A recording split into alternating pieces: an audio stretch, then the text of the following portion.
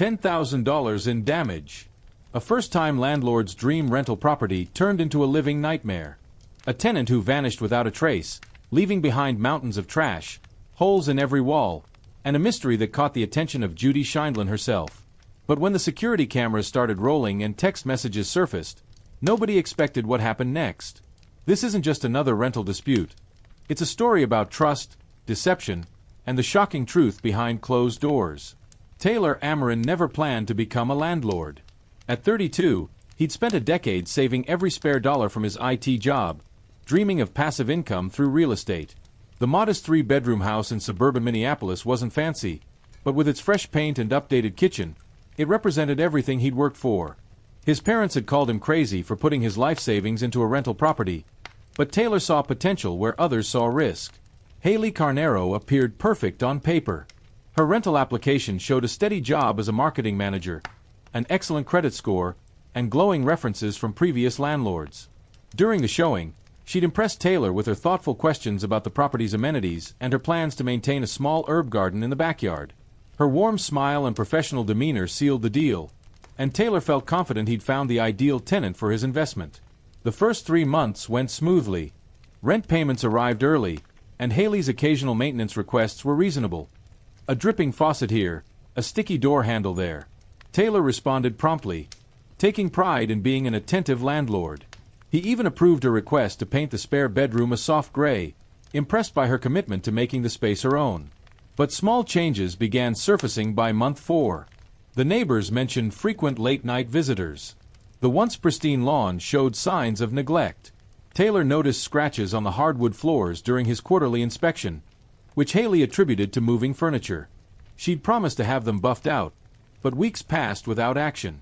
The lease agreement, spanning 12 detailed pages, hadn't prepared Taylor for the subtle red flags that emerged. Hailey's rent payments, while still on time, began arriving at the last possible moment. Her once friendly communication style shifted to terse text messages. The promised herb garden turned into an overgrown patch of weeds. 6 months into the lease, Taylor received his first complaint from the neighbors. Music blasting at midnight. Cars parked on the lawn. Hailey dismissed these concerns as nosy neighbors and reminded Taylor that she had the right to reasonable enjoyment of the property. He documented everything but hesitated to escalate, worried about damaging their initially positive relationship. What Taylor didn't know then was that Hailey had a history, one that wouldn't surface until much later. Her perfect rental application hid a pattern that 3 other landlords had experienced but never reported. The references she provided came from carefully crafted sources, and her spotless credit report wouldn't reveal the storm brewing beneath the surface. As winter approached, Hailey's maintenance requests increased. A broken furnace that turned out to be an unplugged thermostat. Water damage she blamed on roof leaks that mysteriously couldn't be found. Each issue required Taylor to drop everything and rush to the property, only to find minor problems or nothing at all. He began documenting every interaction, saving text messages, and taking photos, actions that would prove crucial in the months to come. None of this prepared Taylor for what he would find when Hailey finally moved out. The carefully maintained property he'd entrusted to her would become the center of a legal battle that would catch the attention of America's most famous legal personality, Judy Sheindlin, and reveal a truth more complex than anyone imagined. The morning after Hailey's lease ended started like any other Tuesday. Taylor arrived at the property at 9 a.m. sharp, coffee in hand, ready for a routine walkthrough. He'd received Hailey's text the night before. Keys are in the mailbox. Everything's cleaned up. The first red flag appeared before he even reached the front door. Newspapers scattered across the lawn, mixed with fast food wrappers and cigarette butts. His hand trembled slightly as he inserted the key. The lock stuck, requiring extra force to turn. As the door swung open, the musty odor hit him first. A mix of stale smoke, rotting food, and something else he couldn't identify. The entryway light switch clicked uselessly.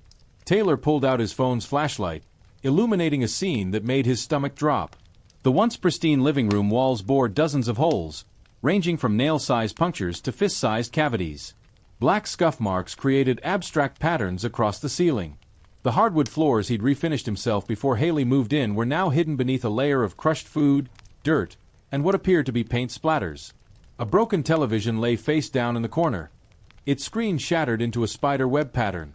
Taylor methodically documented everything, his real estate agent training kicking in despite his racing heart.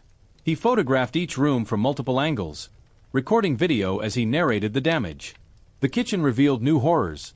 Cabinet doors hanging by single hinges, countertops scored with deep knife marks, and a refrigerator full of molding food. A thick layer of grease coated every surface, suggesting months of neglect. The bathroom tiles he'd carefully selected were now cracked, with several missing entirely. The vanity mirror had been removed, leaving exposed wiring where the lighting fixture should have been. The bathtub contained a mysterious black substance that seemed to have eaten away at the enamel.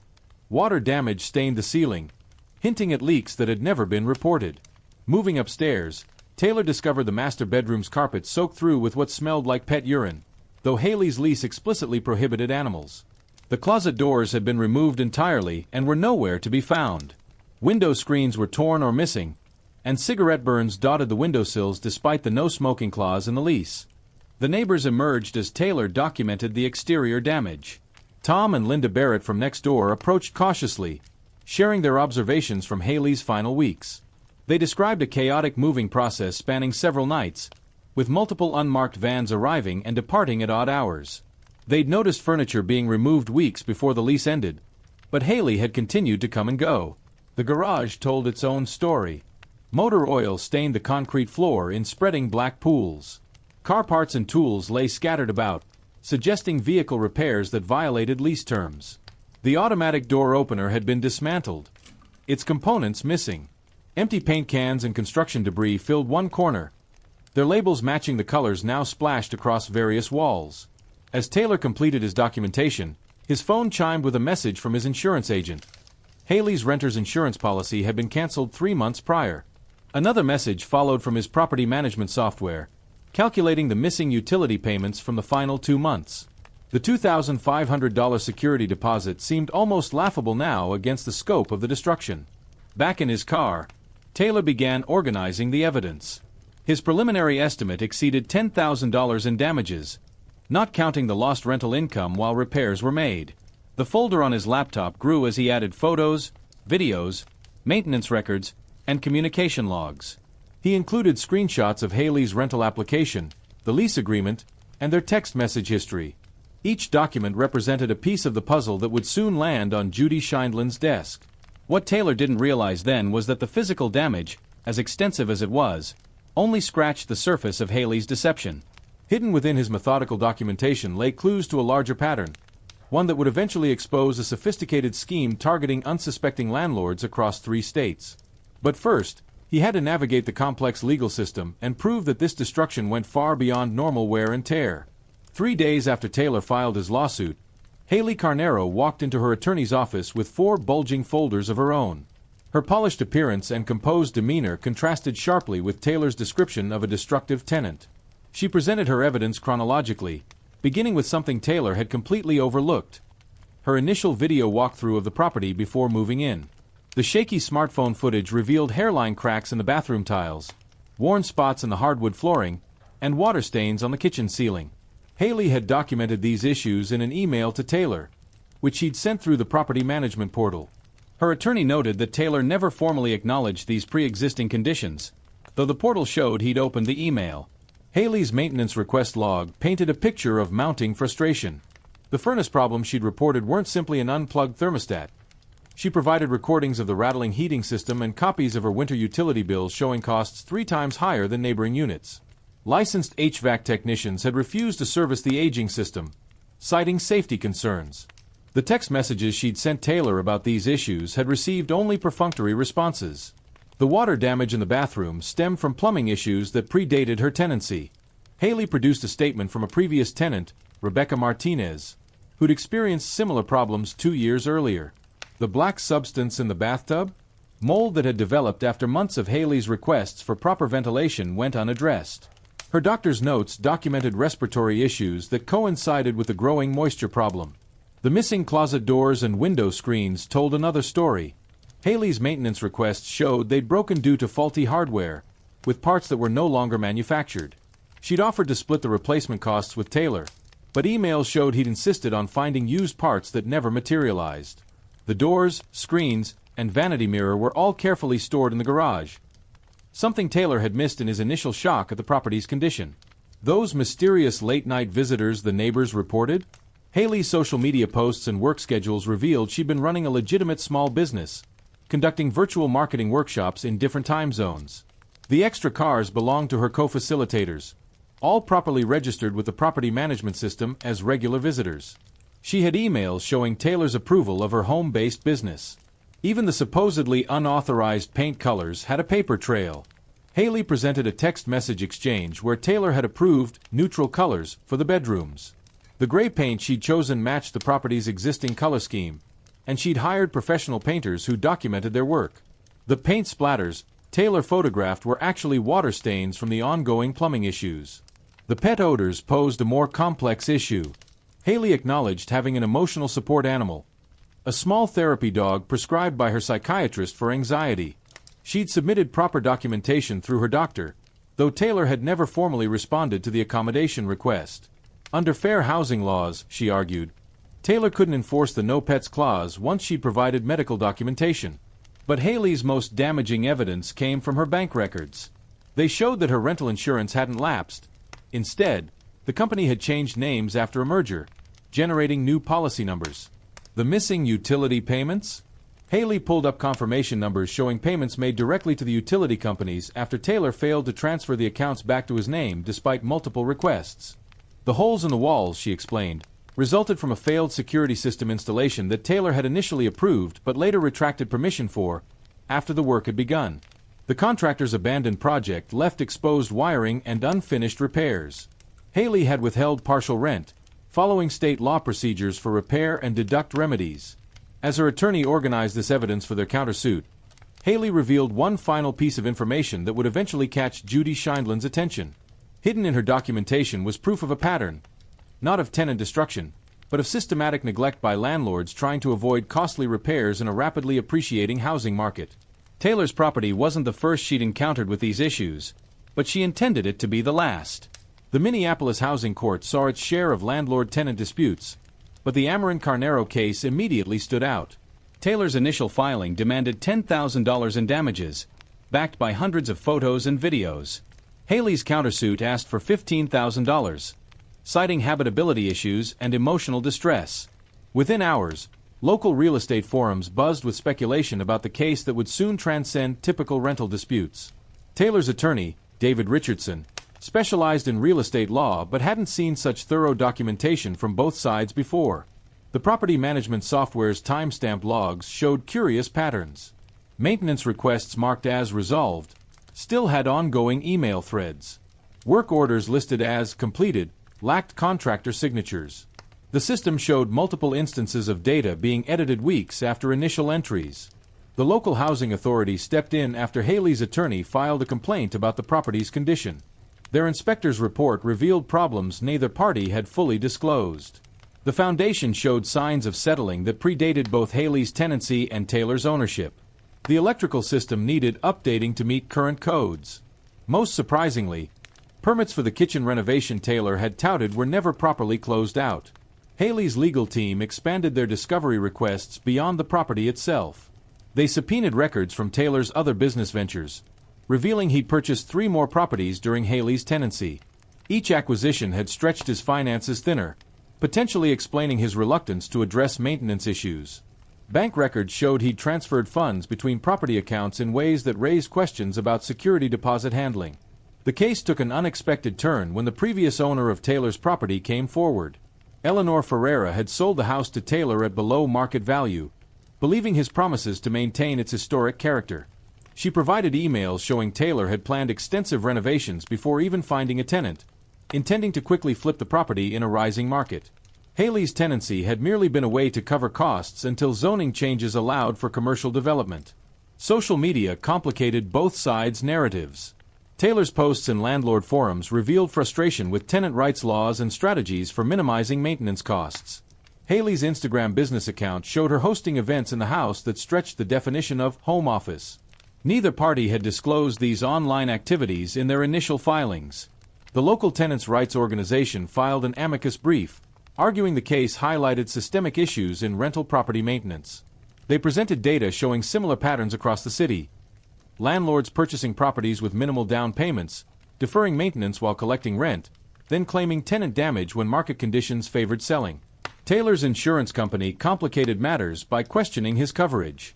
Their investigation revealed he'd changed policies mid-lease without updating his landlord-tenant agreements. The new policy had stricter requirements for property inspections and maintenance documentation, requirements Taylor hadn't consistently met. As the discovery process continued, both parties faced mounting legal costs. Taylor's initial $10,000 demand seemed modest compared to the expense of expert witnesses, depositions, and court filings. Hailey's countersuit threatened to tie up the property in litigation, preventing its sale or re-rental. The real estate market's continued rise meant every month of delay cost both parties potential opportunities. The turning point came when a paralegal noticed inconsistencies in the property management software's audit logs. Someone had accessed the system after hours, modifying maintenance records and tenant communications. The timestamps coincided with dates both Taylor and Hailey claimed they were elsewhere. This discovery suggested a third party had potentially tampered with critical evidence. As the case file grew more complex, it attracted attention beyond the local courts. Housing advocates pointed to it as an example of the challenges in proving landlord-tenant claims. Real estate investors watched nervously, recognizing their own practices might face similar scrutiny. When the story reached Judy Sheindlin's desk, she immediately spotted elements that didn't align with either party's claims. The case that began as a simple damage dispute was about to expose uncomfortable truths about modern rental property practices. Judy Sheindlin's reputation for spotting inconsistencies made lawyers nervous, and the Amorin Carneiro case had caught her attention for good reason. She started by examining the property management software logs, something both legal teams had overlooked. The timestamps revealed a pattern that didn't match either party's story. Sheindlin zeroed in on Taylor's maintenance documentation first. These repair receipts show different tax rates, she noted, holding up two invoices from the same contractor. How does the same company charge different tax rates on the same day? Her question exposed a series of falsified repair records. Taylor had inflated several maintenance costs, padding his damage claims with work that was never performed. Hailey's documentation didn't escape scrutiny either. Sheindlin pulled up her rental history, cross-referencing dates and addresses. You lived at 1242 Oak Street while supposedly maintaining residence at 867 Pine Avenue? The overlap in dates contradicted Hailey's claim about her previous landlord references. She had orchestrated a sophisticated system of temporary addresses to build a fake rental history. The questioning turned to the property's condition before Hailey's tenancy. Sheindlin requested the original sale documents from when Taylor purchased the house. The home inspector's report contained crucial details about pre-existing structural issues. Taylor had signed acknowledgement of these problems but never disclosed them to Hailey. More surprisingly, he'd never addressed them with the insurance company either. Sheindlin's attention shifted to the mysterious third-party access of the property management system. The IP addresses traced back to a coffee shop near Taylor's office, but the timestamp showed activity when he claimed to be out of state. Security footage from the coffee shop revealed someone else entirely, Taylor's brother-in-law, a software developer who had helped set up the property management system. The case took another turn when Sheindlin questioned the neighbors. Tom and Linda Barrett's timeline of events contradicted both Taylor and Hailey's accounts. The late-night activities they reported weren't Hailey's business meetings or moving vans. Video from the Barrett security camera showed contractors entering the property after hours, removing original fixtures and replacing them with cheaper alternatives. Financial records revealed more surprises. Taylor's multiple property purchases formed a pattern of over-leveraged investments. Each new property's down payment came from equity pulled from the previous one. Hailey's rental payments had been financing a house of cards that was one missed payment away from collapse. His $10,000 damage claim wasn't about repairs. He needed the money to prevent foreclosure on another property. Hailey's business activities raised red flags too. Her marketing workshops weren't just innocent side gigs. Sheindlin uncovered a connection between Hailey's clients and a series of property investment schemes. Several participants in her workshops had their own histories of rental disputes, following a similar pattern of documentation and countersuits. The property's historic status complicated matters further. Sheindlin discovered that Taylor's renovation plans violated preservation requirements. The maintenance issues, Hailey reported, were actually evidence of unauthorized modifications. Taylor had been deliberately neglecting repairs to justify more extensive renovations. While Hailey had documented everything, building a case for her eventual countersuit. Sheindlin's most revealing questions focused on the timing. Why had Taylor waited exactly 3 days after Hailey's departure to inspect the property? Why had Hailey documented every minor issue but waited until after moving out to file complaints? The answers pointed to both parties playing a calculated game, each trying to outmaneuver the other with evidence that had been carefully crafted rather than naturally accumulated.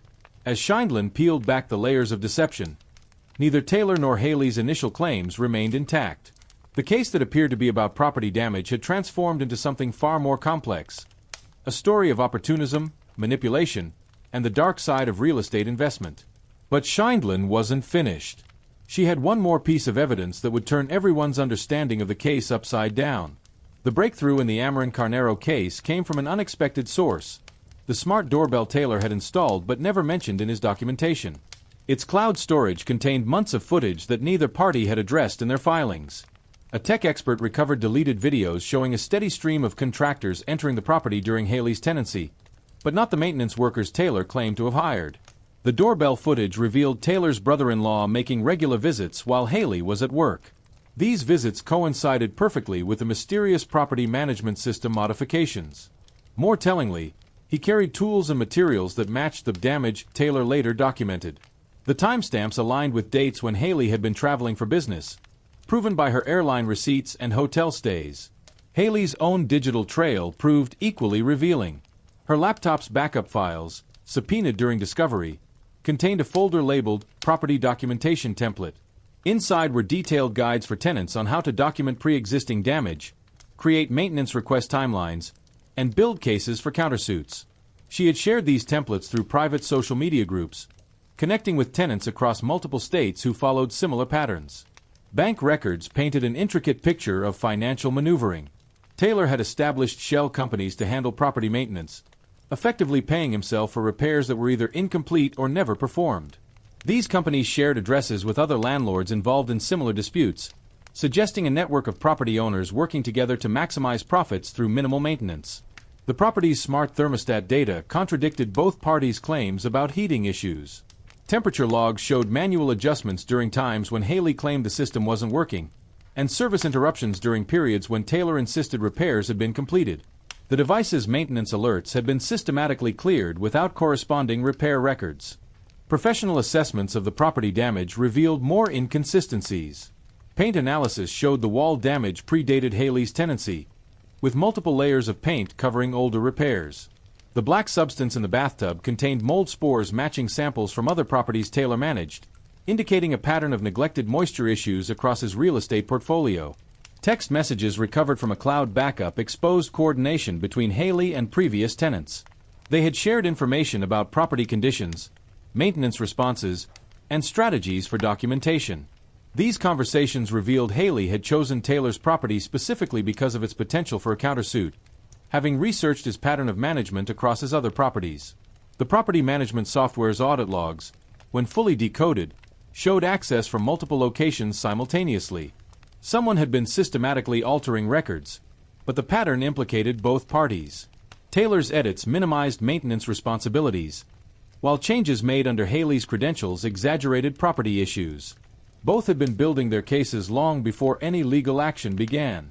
A series of deleted emails recovered from the property management system proved most damaging.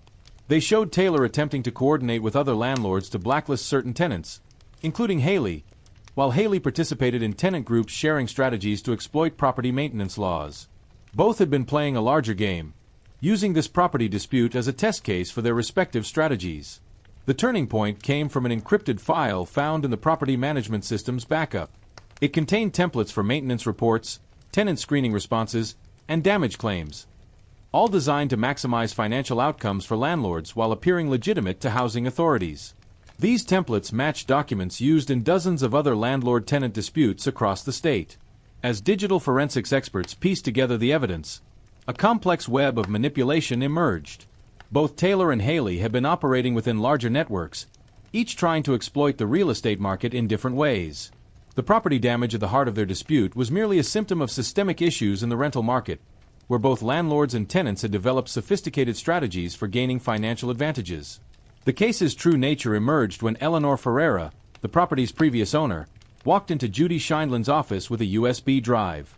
The elderly woman's hands shook as she explained how she'd been monitoring the situation through her grandson, a cybersecurity expert who'd noticed unusual patterns in local real estate transactions. What they discovered transformed the entire case. Eleanor's evidence revealed Taylor and Hailey weren't strangers at all. They had crossed paths 18 months earlier at a real estate investment seminar in Chicago. Security footage from the event showed them attending the same workshop on maximizing rental property returns through strategic documentation. Their subsequent actions followed the seminar's playbook perfectly, Taylor implementing the landlord strategy while Hailey executed the tenant counter moves. The property management software's deep logs confirmed their coordination. Hidden chat messages showed Taylor and Hailey planning each maintenance issue, timing every repair request, and orchestrating the entire conflict. Their goal wasn't just financial gain. They were testing a system they planned to market to others. Taylor would teach property owners how to maximize profits through minimal maintenance while documenting everything legally.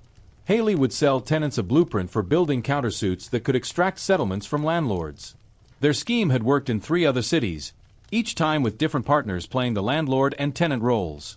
The damage to Taylor's property was carefully calculated to appear extensive in photos while requiring minimal actual repair. Hailey's documentation methods were designed to seem thorough while exploiting legal loopholes. They had perfected their system through multiple test runs, with this case intended to be their proof of concept. The smart doorbell footage, when analyzed chronologically, showed late-night meetings between Taylor and Hailey throughout her tenancy.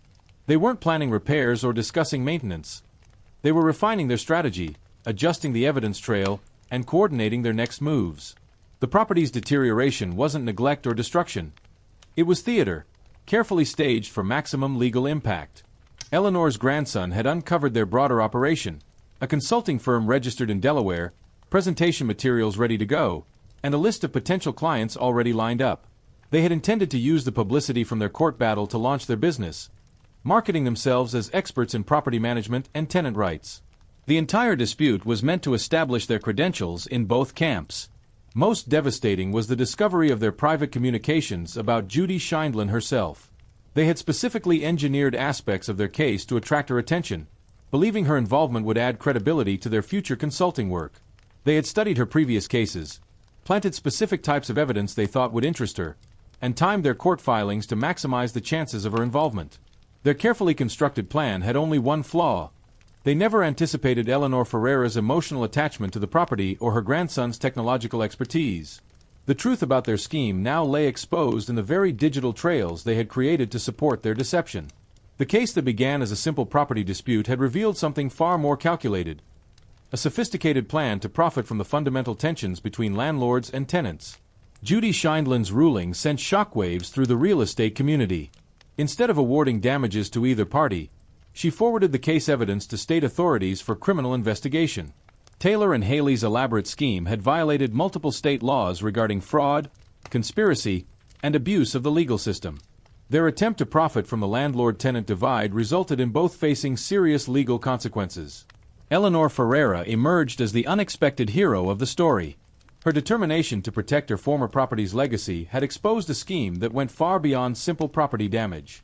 The Housing Authority used evidence from the case to launch a broader investigation into similar patterns across the state, uncovering dozens of copycat operations attempting to exploit the rental market's vulnerabilities. The property itself returned to Eleanor Ferreira through a legal settlement. She transformed it into a model for affordable housing, implementing transparent documentation systems and maintenance protocols that became a standard for rental properties statewide.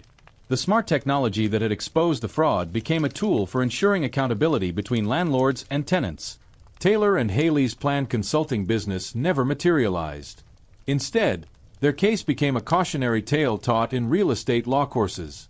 Their sophisticated manipulation of evidence and exploitation of legal loopholes led to reformed housing regulations. New laws required enhanced verification of rental histories, maintenance records, and property conditions. The property management software company overhauled their system, adding blockchain verification for maintenance records and improved audit trails. The changes they implemented based on the case's findings transformed industry standards for documentation and accountability in rental property management. Judy Sheindlin's involvement had revealed more than just another landlord-tenant dispute. The case exposed how technology, while capable of enabling sophisticated fraud, could also ensure transparency and fairness in rental relationships. Eleanor Ferreira's victory wasn't just about saving one property. It became a turning point in protecting both landlords and tenants from those who would exploit their vulnerabilities for profit.